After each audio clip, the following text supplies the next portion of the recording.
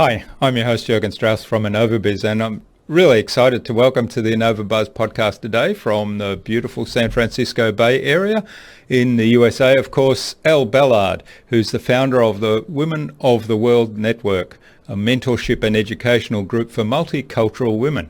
Elle is also host of the Mixed and Melted podcast. Welcome to the InnovaBuzz podcast, Elle. It's a real privilege to have you here as my guest. Thank you so much. Thank you so much for having me. I'm happy to be here. Now, Lynn Howard, who was our guest on episode 467 of the InnovaBuzz podcast, suggested that we have a conversation, and she introduced us. So big hello to Lynn. Yes, thank you so much, Lynn. Hello.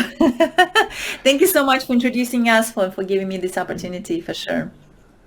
Now, the Women of the World Network, I'm really looking forward to finding out more about what you do there, in particular, how you came to start that and build that network into what it is today, which is a supportive entrepreneurial community for multinational women. And I know you operate all across the world because I think Lynn is part of that network and she's physically located in Thailand. So yeah, I'm looking forward to that. Before we start talking about all things network and building that community, tell me about the impact that you're making in the world today, Elle. Yes, well, I want to thank you again for having me today. And I know we are in different countries right now, but that's what I love. That's my passion. Uniting. Our world is getting smaller and smaller, especially during global pandemic. We all saw how the technology connected all of us, right? And for me, being originally from a different country and rebuilding myself, starting from point zero several times in my life, I wanted to create this platform to connect women, to support women that are going through similar experiences, through similar journeys in life, who are opening their businesses and needing support group, multicultural, multinational support group, who can relate to their experience, with their experience, they relate to our experience. And because I have done that, I worked in a corporate environment when I came here, but really wanted to create that platform so that we can all grow. And that's what we are doing with Women of the World Network. But the main, really, the backbone is really just doing that, but helping everyone stay true to who she is authentically, and who, her goal, her passion, and whoever that she is, that's where the whole multiculturalism and multinational aspect of it comes in. Yeah. So, as an immigrant myself, I know there's often a lot of pressure to fit in and assimilate, to the extent that you kind of almost are forced to lose that identity that you have, which comes from your culture and your roots and your background, right? And so I guess that's part of what you're supporting, to allow people to find that balance between embracing who they are and their culture and their background and history, and at the same time thrive in the new environment. Exactly. And you just said it so well. The pressure to fit in, when we come to new environments, it's just so true. And that's how we humans, operate. And I myself, I remember when I came into the new environment,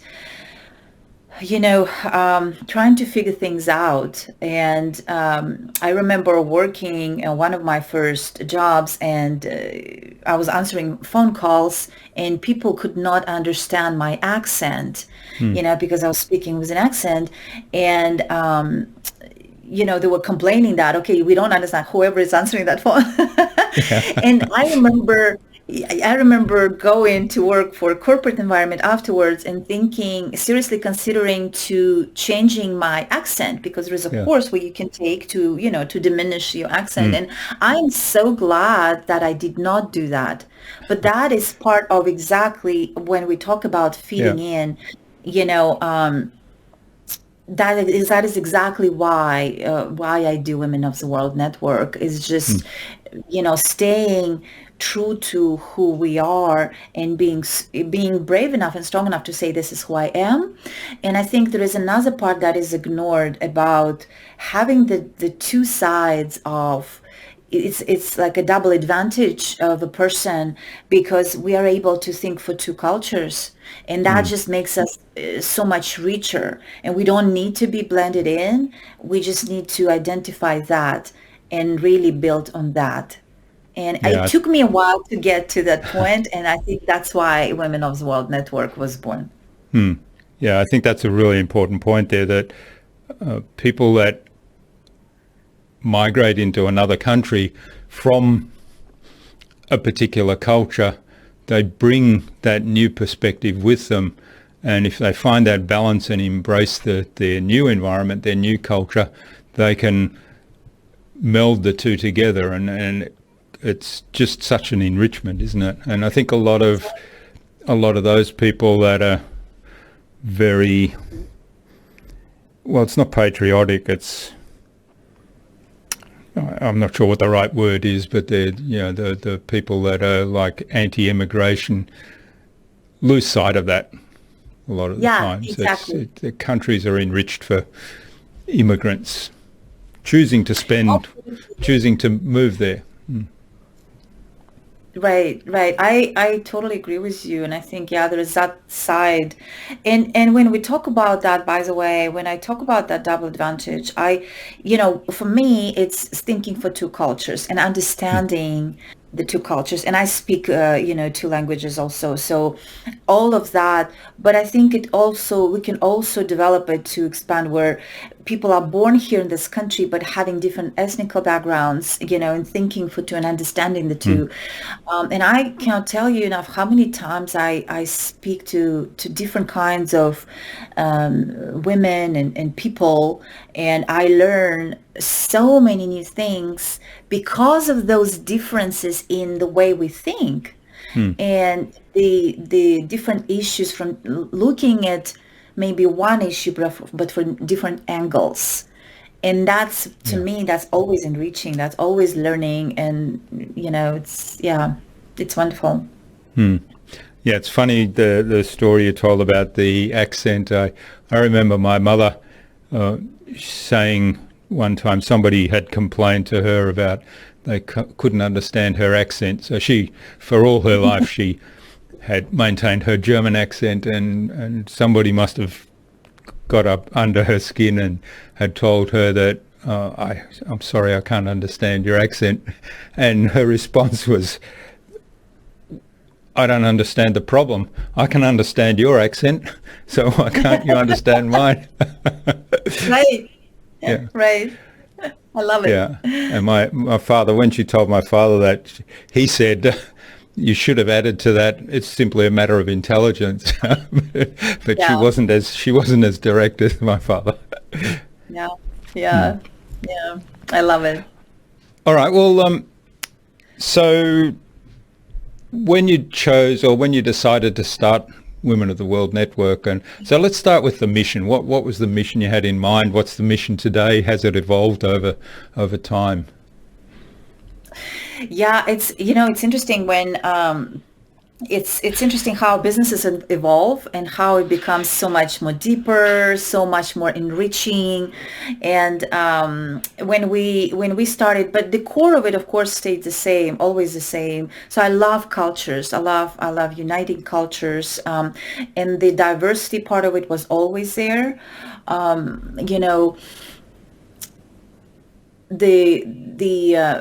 Just having Women of the World Network, and today we have 21 countries, so women from 21 countries represented, living in the US, that is. And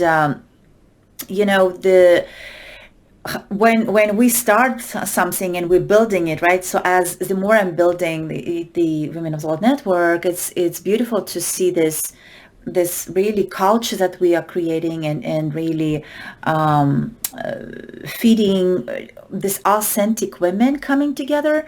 I am so grateful for that. We tend to attract those unique, authentic, heart, driven women, and it's just beautiful. So it's becoming something like that. But it is entrepreneurial community, so majority are, I think everybody pretty much is a woman in business. We do have a few who do have jobs as well, but majority are in business for themselves. And so definitely mission is to see, so I want to see more women creating that life for themselves that they want to, without cultural beliefs or upbringing beliefs holding them back. And that's part of what we do as well as we are growing, whether the goal is to make more money, to build a business, or whatever that goal is. We take that holistic approach to things. So we're not only doing the business educational and support, but we're also taking another part, which is the personal growth part. And to me, it's all interconnected. And that's why we take that holistic approach. And that's part of our framework. So definitely mission is, connecting women from all over the world, doing that and seeing and helping them being completely happy. Like, I love the word happy, and I know it's it's a big word, but just being happy with where they are, with what they are doing. And that's really it. Creating independence, of course, in the process, as we are living in different areas worldwide, different countries, cities. So that's what that is. Yeah, taking that holistic approach and supporting them through those areas. So our framework is really personally grow, building sustainably, and creating partnerships, global partnerships. Those three areas. Yeah, wonderful. You talked about culture and the culture inside the community and the kind of people that you attract, which probably comes about because of the culture. How did you consciously go about building that culture at the beginning?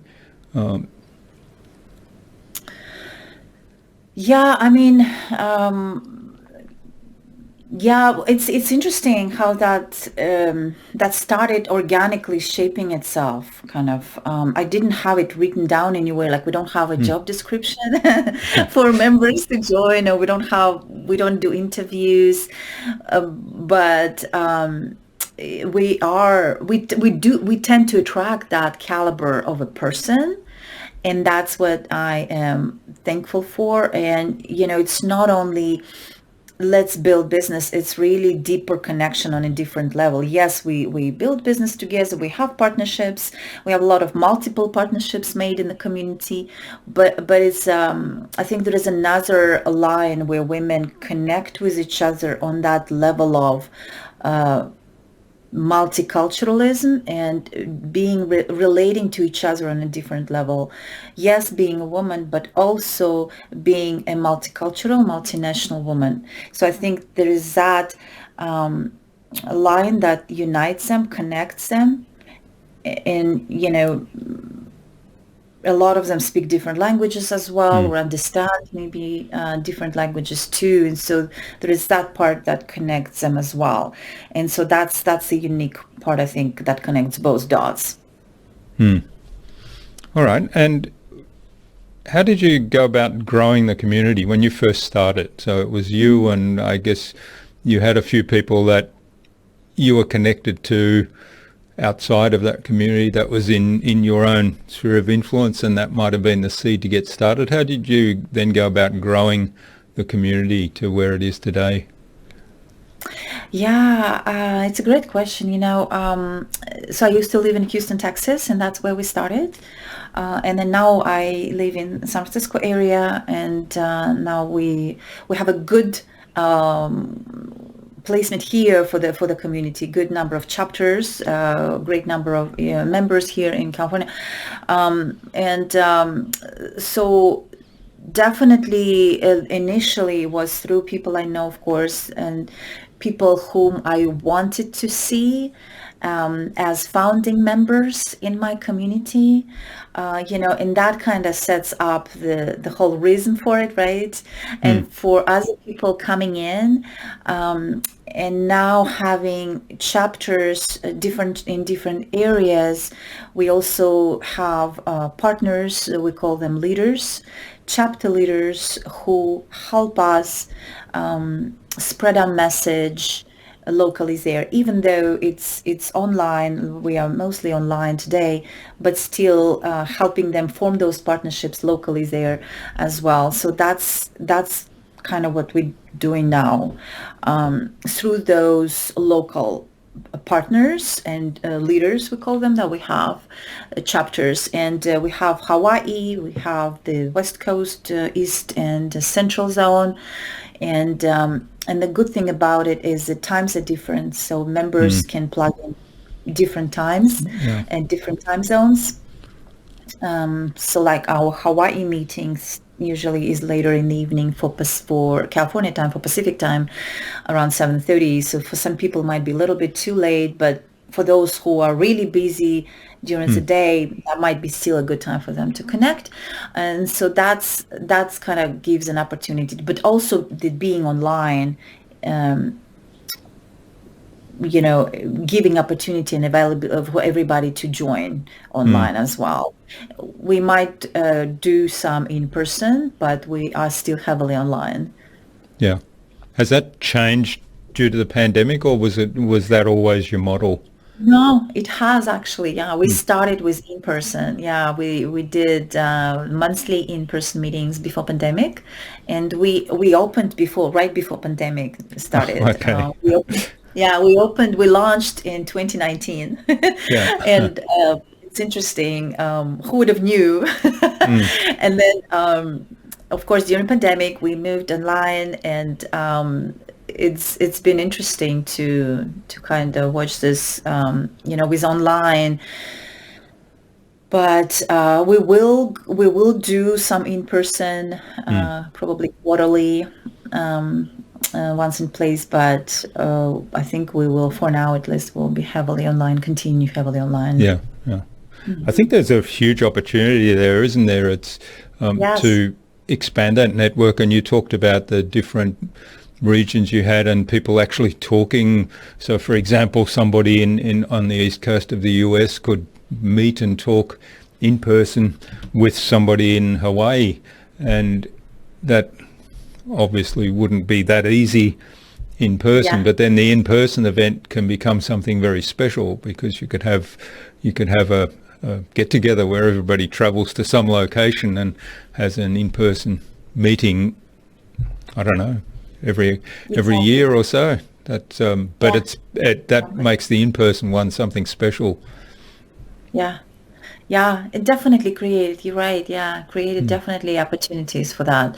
And I think during pandemic, a lot of people were looking for those additional connection opportunities online too. And so we actually grew during pandemic, and I think it's just having that space where you can come and, it's safe enough that you can share. And and so definitely. I think that's why we're gonna stay online, because it's something that's working for a lot of our members right now. But making in-person meetings very unique, that will also be a good way. So we're kind of looking at that right now too.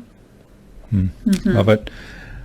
All right, what are some of the special challenges that your members commonly have, and how do you help with those?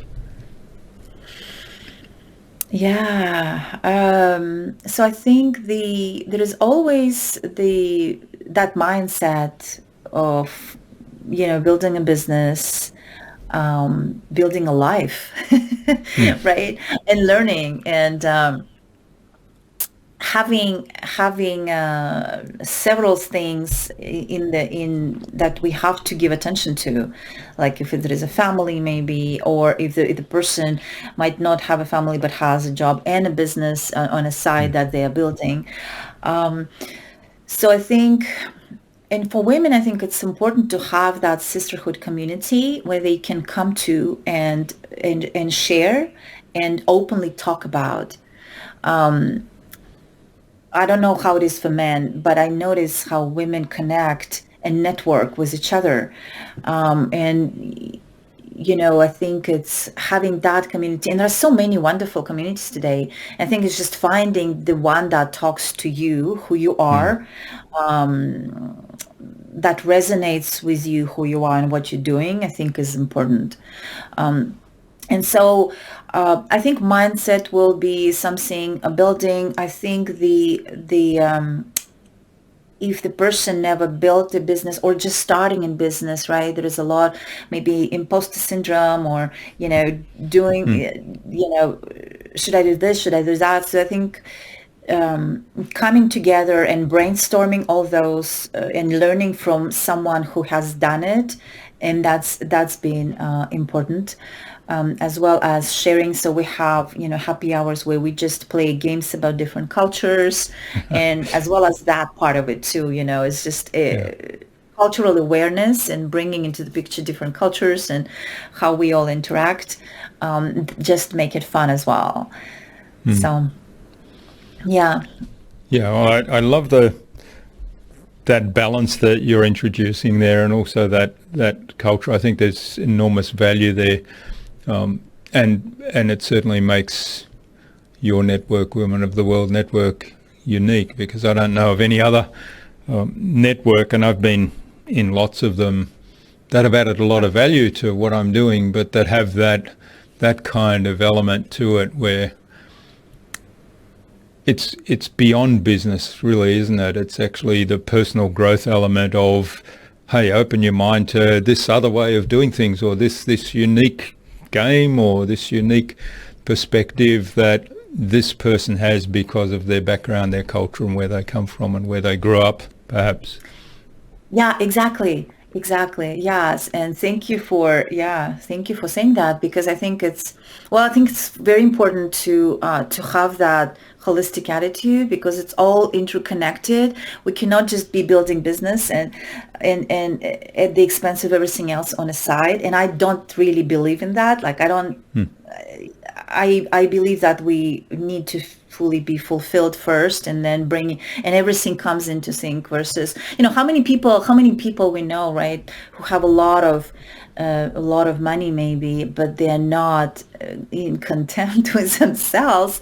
And that is like, is it good? Is it not good? Like, what how is it for you, right? Like, that's a question that I would ask, because for me, I think it's all interconnected, but it has to be, we only have one life here, where, it's just, we have to be in everything.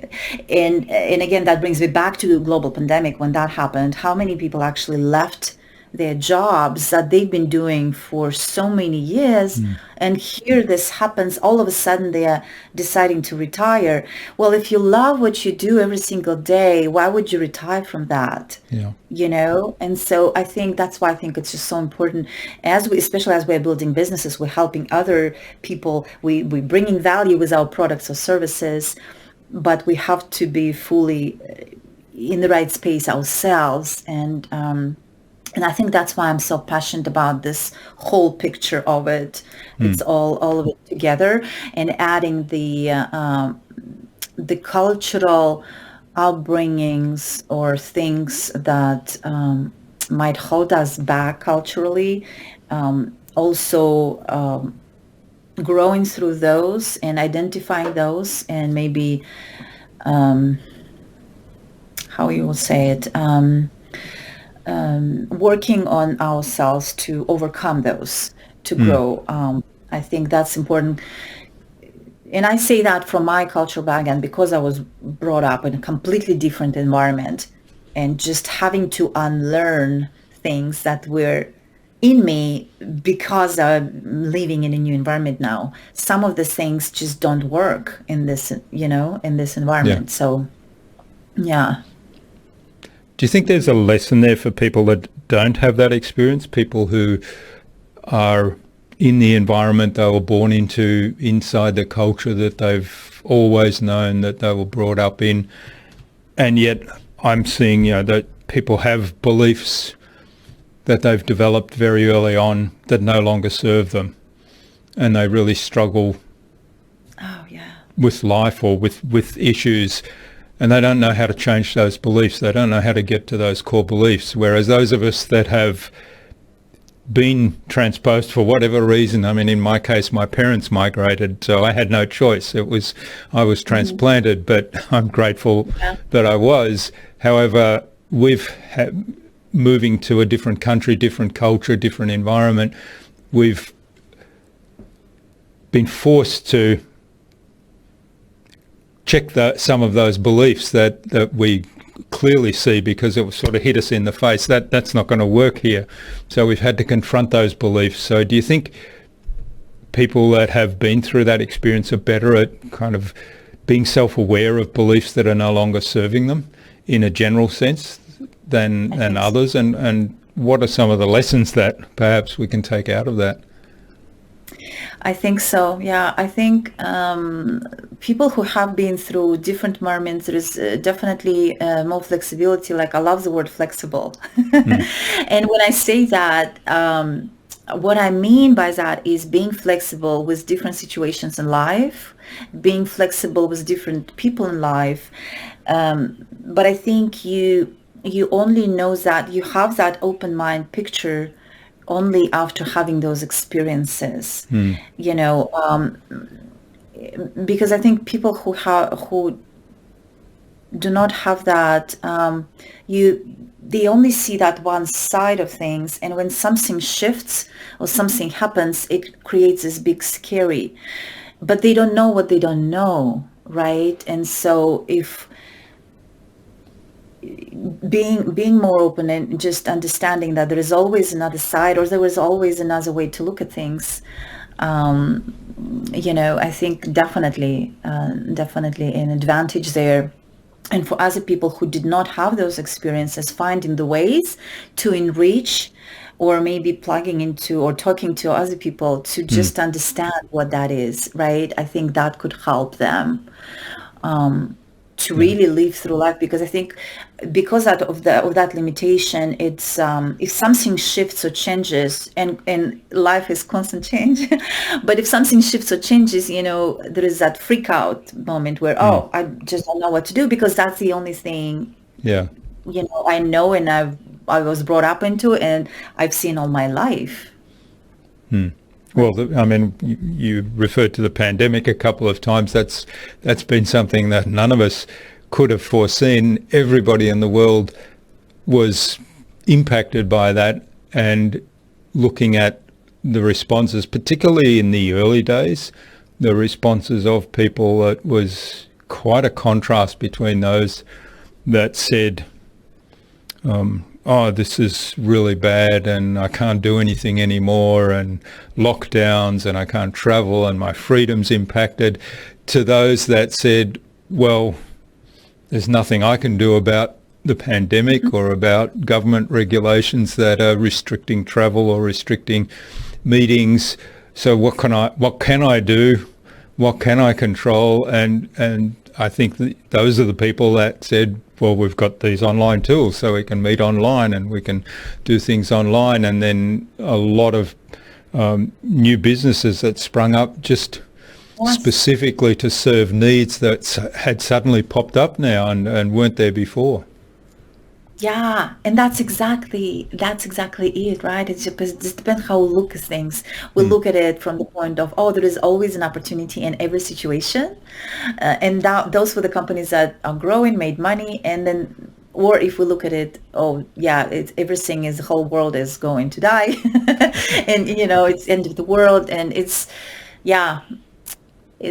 definitely true. Yeah, and we learned that. And as much as global pandemic brought and those people who did not survive, of course. I think there was another side of things to it where it really gave us a lot of new perspectives on things.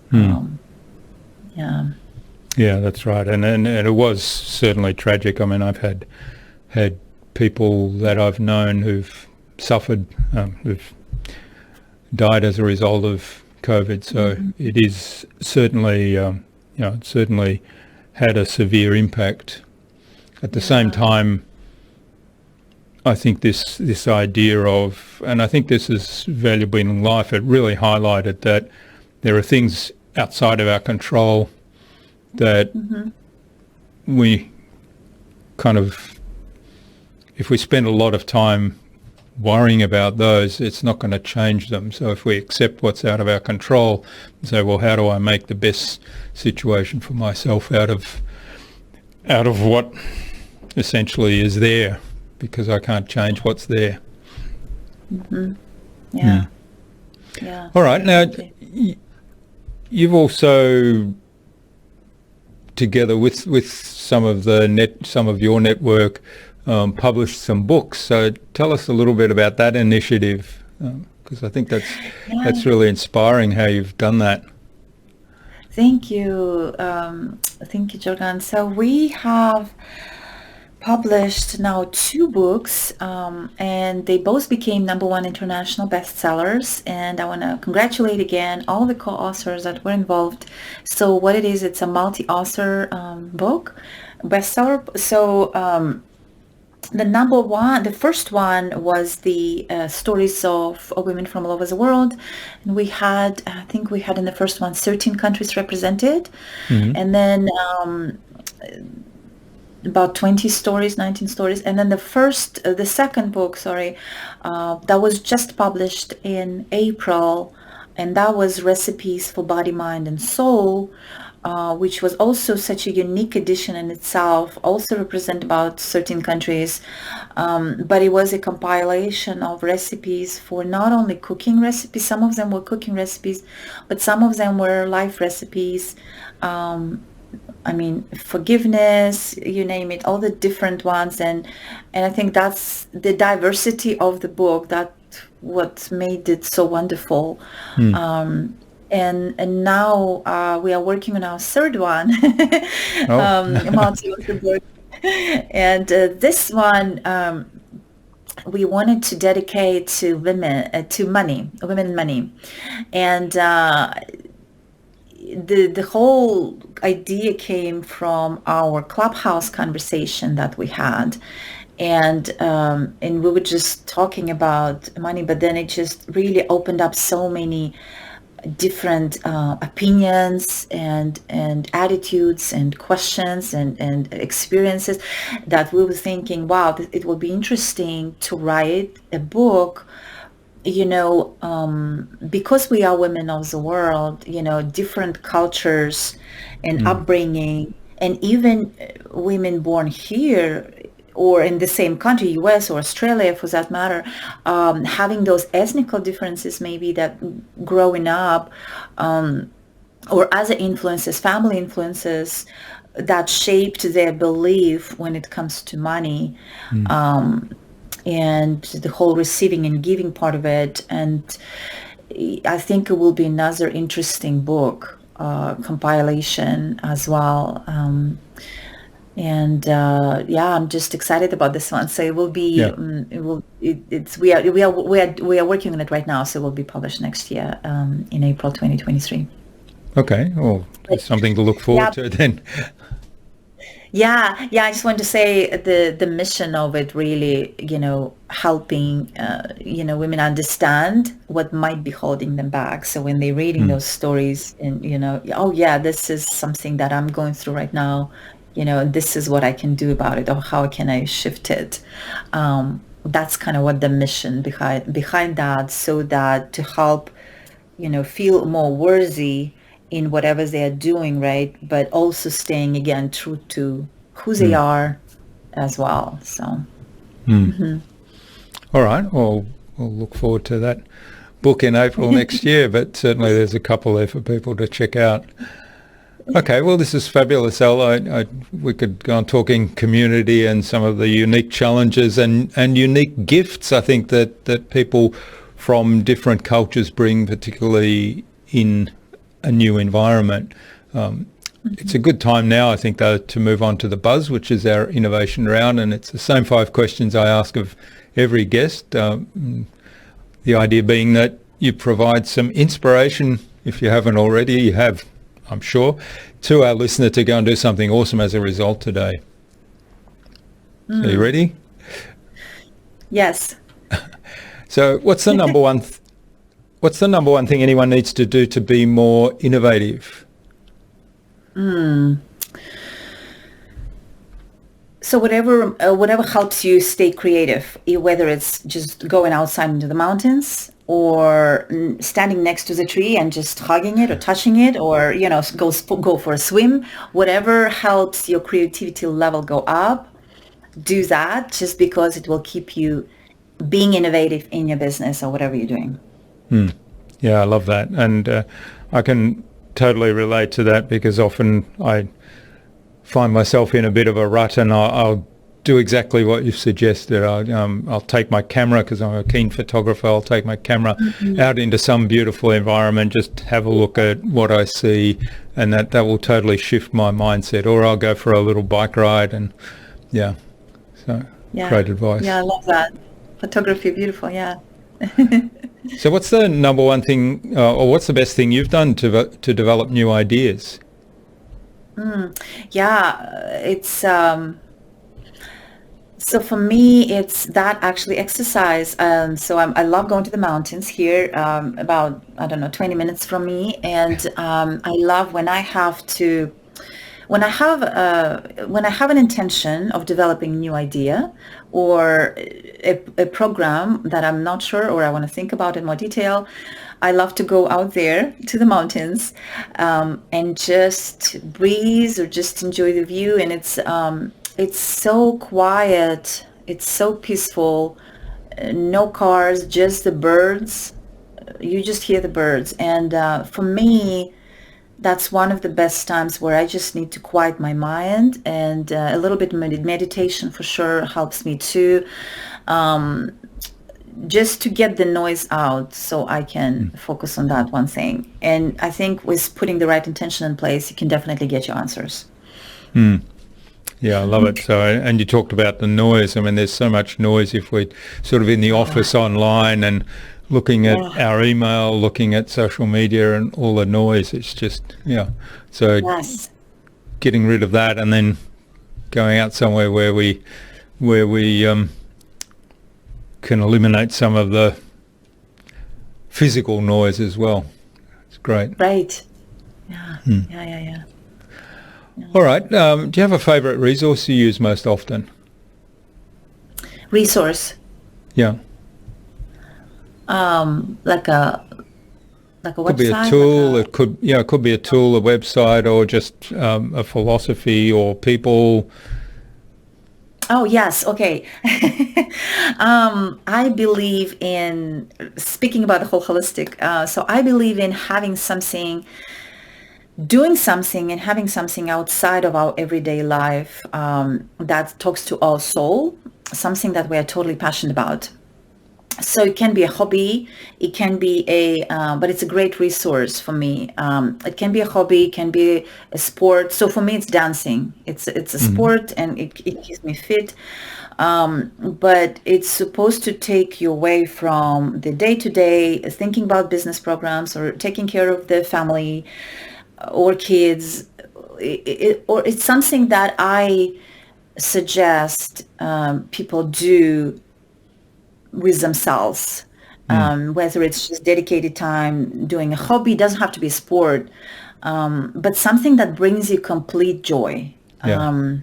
Finding that outside of everything and doing that will also bring creativity, to your question on innovation, right? Innovation, creativity, but it just does something to us, I think, on a different kind of level, where we can come back to our regular activities fully recharged, re-energized, and joyful. And so that's something that I do.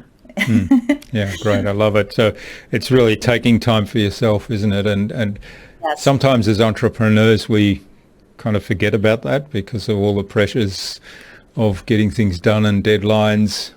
And we forget to take care of ourselves in the sense of, I'm going to spend time on this simply for the fact that it brings me joy. But there's actually that benefit that you mentioned, isn't it? It's not just the joy that we get Right. out of it, but it's the benefits that actually brings when we go back to the business recharged and refreshed. Exactly. And I think we think sometimes, oh, I'm going to take this is time away from, I can do this much more during that time. But I think if we think about it, that we will be recharged and re-energized so that we can do double more even after we come back. I think that's what the key about it. And speaking about how many entrepreneurs are burnt out today, just doing that activity, will give them, as a result, they might be even more, they might do more, they might finish more projects as a result of it. That is just so important, I think. Yeah. All right. Now, what's the best way to keep a project on track? Best way keep on project on track, I think finding things that only I can do and do those and delegate everything else. I love it. Yeah. And yeah, basically get a team on board to do the things that that you may not be good at, and then get everybody aligned. Yeah, exactly. Yeah, and just finding the things I'm the best at, or I'm the best person that I can do that thing, and then delegating everything else. All right. And finally, in the buzz round, what's the number one thing anyone can do to differentiate themselves? We just posted, we do this word of the week every week, and we posted the word different, funny enough, for this week. I love that. I love that question, because that's what we are about. Just each one of us, human beings, it doesn't matter whether it's born in different country, not born in different country, speaking same language, not same. It doesn't matter, like color of skin or nationality, whatever.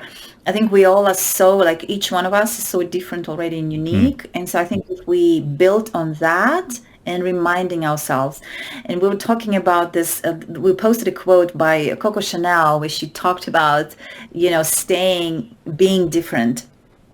It is different that will get you, I don't remember exactly how it goes, but I think that is so key, and that word is not often taken seriously enough, maybe, or like deep enough. But if we really think about it, that's what we can create so much more for ourselves in life, just recognizing that one thing. Yeah, and embracing our difference. And I think that's, Yes. I think that's probably one of the values that you espouse in the Women of the World Network, right? Giving people the confidence to say, this is me. These are all the bits and pieces that make me, and I'm unique and different. And that's good. I'm comfortable with that. And the other part of what you hinted at there, I think that is really important, is that as that unique individual, each one of us has a contribution to make to the world and to others. Absolutely. Yeah, absolutely. Love it. Well, thanks for getting us through the buzz, and thanks for our conversation so far, Elle. Now, where can people find out more about you, about Women of the World Network, about the books, and maybe even get in touch and say thanks for what you've shared today?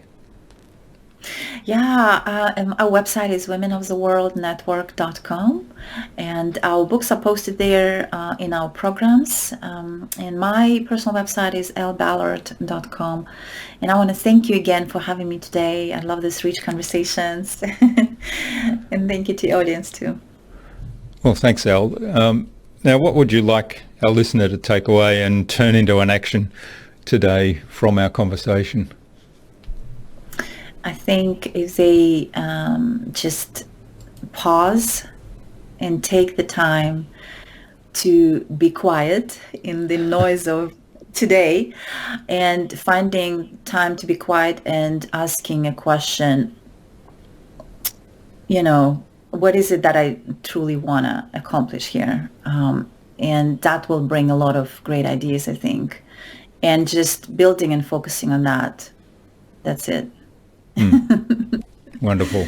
So take some time for yourself. Go to wherever you like to go that's quiet and free of distractions, and then ask that question. Love it. Yeah. All right. Finally, Elle, who else should I have on the podcast and why? Oh, that's a good one. Well, someone who have created a life for herself that she is completely happy and fulfilled in, with giving back to the community that she's in, but someone who has gone through that growth for herself. And I think that's why we do it, right? Because we're doing things because it impacts us first.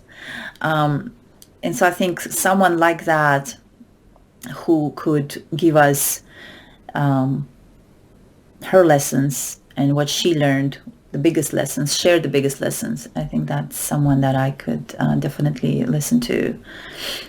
All right. Well, we'll do some research on that. Maybe we'll have a conversation separately and find out who we each know. And I can come up with a name. I'll email it to you. Okay. All right. Well, thanks, Elle. This has been fantastic. I really enjoyed our conversation. Really enjoyed you sharing how you've grown Women of the World Network, talking about the unique challenges, but also the unique gifts, and how you've embraced that and brought people together and helping them embrace that and be successful. So I love the work you're doing. Keep up the great work, and let's stay in touch. And thanks for being on the show. Yes, definitely. Thank you so much.